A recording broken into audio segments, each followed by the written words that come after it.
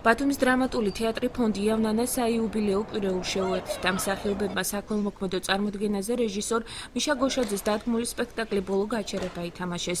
თეატრის მოყვარულებთან ერთად ჩვენებას მზრუნველობა მოკლებული ბავშვები, სოციალურად დაუცველი და შეზღუდული შესაძლებლობის მქონე პირები დაესწრნენ. საქველმოქმედო აქციები თბილისისა და საქართველოს რეგიონულ თეატრებში 10 მარტამდე გაგრძელდება. ჩატარდება კონცერტები და მასში ცნობილი ქართველი და უცხოელი ვარსკვლავები ჩაერთვებიან. 3 მარტს კი სოციალურად დაუცველ 14 მრავალშვილიან ოჯახს სახლის გასაღები გადაეცემა.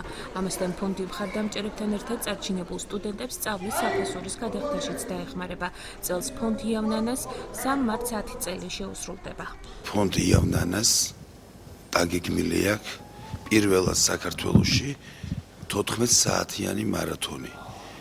დაგეგმილია უამრავი მასშტაბური ღონისძიებები, რომელშიც მონაწილეობას მიიღებენ საქართველოში არსებული ორგანიზაციები, კომერციული ორგანიზაციები, სტუდენტები, თეატრები და ჩვენმა თეატრის ხელმძღვანელობამაც გადაწყვიტა, რომ ბათუმის თეატრიც წარსდგეს შესანიშნავი სპექტაკლით ბოლო გაჩერებით. საერთოდ მსახიობი რეჟისორი გველმოქმედია და თავისი სპექტაკლებით იმედია შემატებს იმ ბავშვებს, მთლიანად საქართველოს ამ გველმოქმედებით თუ ეყოფა ჩვენი ძალა და უნსილა მთლიანობაში აი ამ ადამიანების კეთილდღეობისათვის გამართულ საქველმოქმედო საქმეში მიიღებს მონაწილეობას. ბრწყინვალე რაღაც არის და რა ვიცი, ღმერთმა ხელი მიცეთ, ღმერთმა ხელი მომართოთ ყველას, ვინც ამ საქმე რომ ასეწევა.